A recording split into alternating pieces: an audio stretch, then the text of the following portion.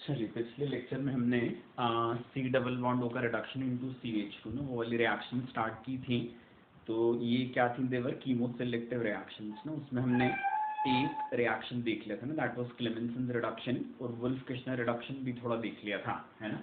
Wolf-Kishner reduction में हमने क्या देखा था, अल्डिहाइड या कीटोन की reaction N2H4 that is hydrazine से करवाते हैं, और उसके बाद फिर क्या करेंगे, जो प्रोडक्ट बनेगा उसका अल्कलाइन मीडियम में हीटिंग करवाते हैं, NaOH इन इथाइल अल्कोहल या फिर KOH इन ग्लाइकॉल। ठीक है, इससे कौन सी चीज हो जाती है, तो हम बोलेंगे इससे सी डबल बॉन्ड O जो होता है वो कन्वर्ट हो जाएगा किसमें, दैट इज इनटू CH2।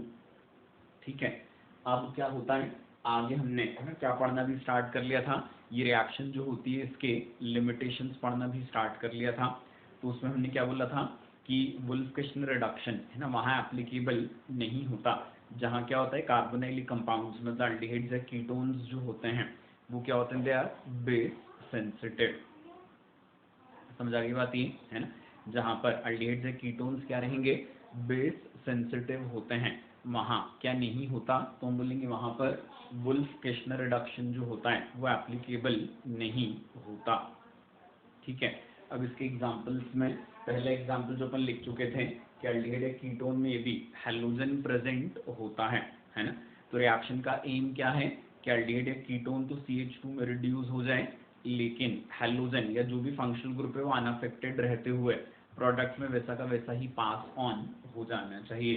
तो हम क्या करेंगे, जब वुल्फ-किश्नर वाला रिएजेंट यहाँ यूज करते हैं तो सी डबल बॉन्ड हो तो CH2 में रिड्यूस हो जाता है, लेकिन ये जो हैलाइड होता है ये डिहाइड्रो हैलोजनेशन करके अल्कीन बना देता है। मतलब हैलोजन जो है वो रिएक्टेंट में से प्रोडक्ट में वैसा का वैसा ही पास ऑन नहीं हो पाता। आया समझ में, ठीक है।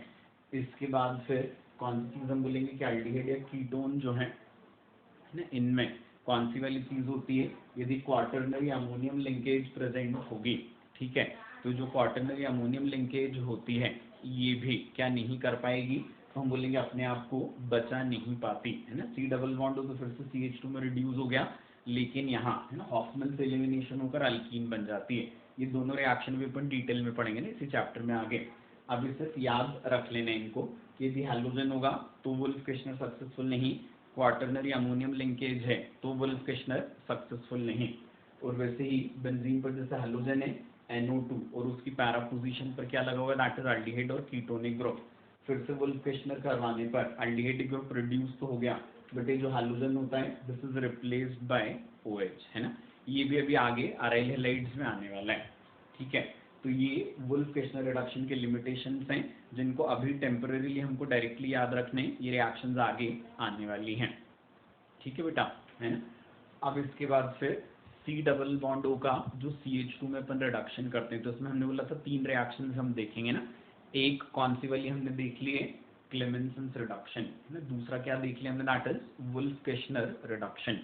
ठीक है, अब थर्ड वाला जो रहेगा this is what that Mozingo reduction. ठीक है, मोजिंगो रिडक्शन जो होता है this again will be chemoselective. इसमें अल्डिहाइड या कीटोन के रिएक्शन अपन करवा रहे हैं किसके साथ, that is with ethane dithiol, है ना। It is CH2SH CH2SH। ठीक है, इसमें जो डाइथाइल होता है इसकी अल्डिहाइड या कीटोन के साथ रिएक्शन होकर है ना कौन सी चीज होगी, तो हम बोलेंगे अल्डिहाइड कीटोन का O, और यहाँ से SH के जो दो हाइड्रोजन थे ये H2O बनाकर निकल जाते हैं। ठीक है, और कार्बन का सल्फर और सल्फर के साथ क्या हो जाएगा, ये बॉन्ड बनकर रिंग कंपाउंड बन जाता है। आती बात समझ में, ठीक है। ये जो कंपाउंड होता है इसको क्या कहा जाता है, डाइथाइन कहा जाता है। This compound is what that dithiane. Clear है बेटा ये, है ना। तो अल्डिहाइड या कीटोन की रिएक्शन हमने डाइथाइल से करवाई। ठीक है, तो अल्डिहाइड कीटोन की डाइथाइल से रिएक्शन होकर फॉर्मेशन हो जाता है किसका, दैट इज ऑफ डाइथाइन। ठीक है, डाइथाइन जो होता है इस पर हम रिएक्शन करवाएंगे किसका, that is of hydrogen and निकल। ठीक है, तो कौन सी चीज है, यहाँ से सल्फर सल्फर हटकर उसकी जगह पर क्या लग जाता है, दैट इज हाइड्रोजन लग जाता है ना। तो सी डबल बॉन्ड O इन दो स्टेप्स में इस तरीके से कन्वर्ट हो जाता है कि इसमें दैट इज इनटू CH2। समझ आ गया बेटा बात ये, है ना। ये वाली रिएक्शन जो होती है इसको मोजिंगो रिडक्शन बोला जाता है ना। दिस रिएक्शन इज व्हाट, तो हम बोलेंगे this is मोजिंगो reduction.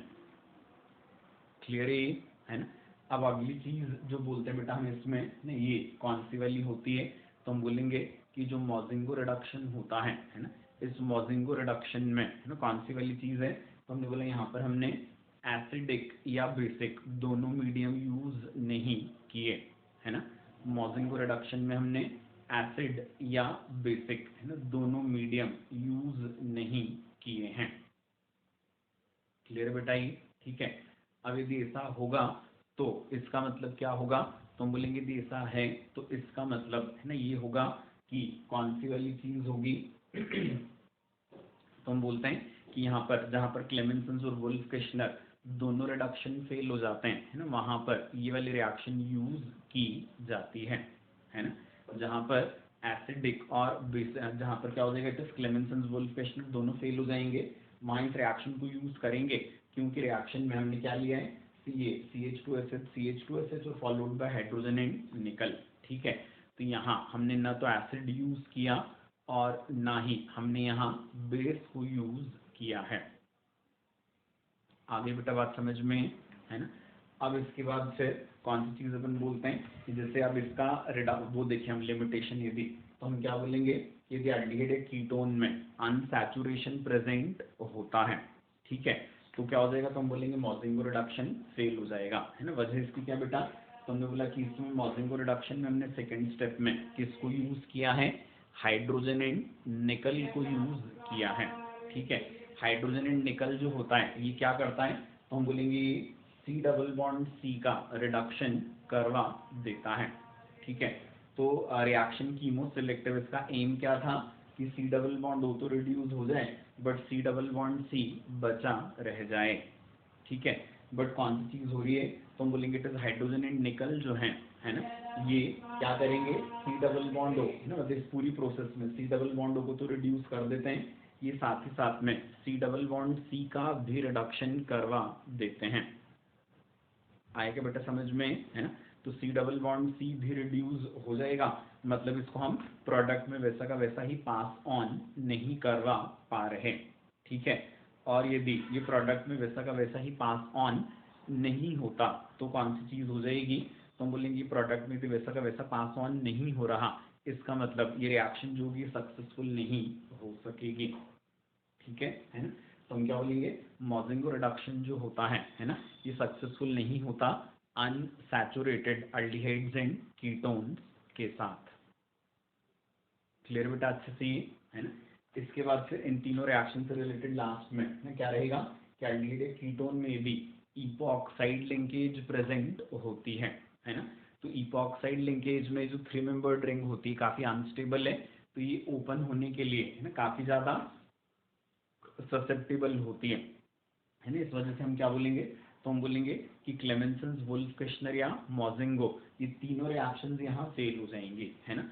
Epoxide ring जो होती है इसको प्रोडक्ट में वैसा का वैसे ही ले जा पाना इन तीनों रिएक्शंस के साथ पॉसिबल नहीं होता, है ना।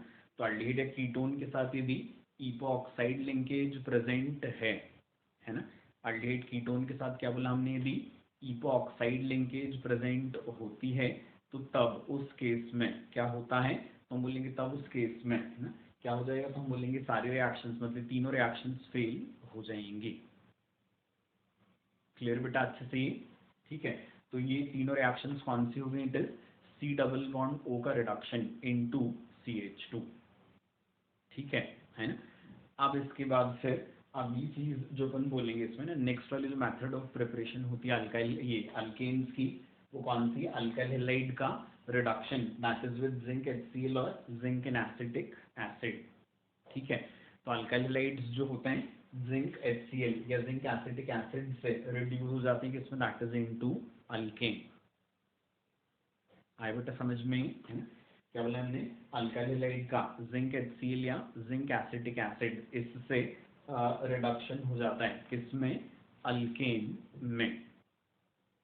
क्लियर है अच्छे से, ठीक है ना। तो ये क्या है, this is a simple reaction. तो ये यहाँ तक के रिएक्शंस अपनी हो गई ना अल्केन बनाने के लिए। अब इसके आगे वाली रिएक्शन लंबी है, वो अपन नेक्स्ट वाले सेक्शन में देखते हैं।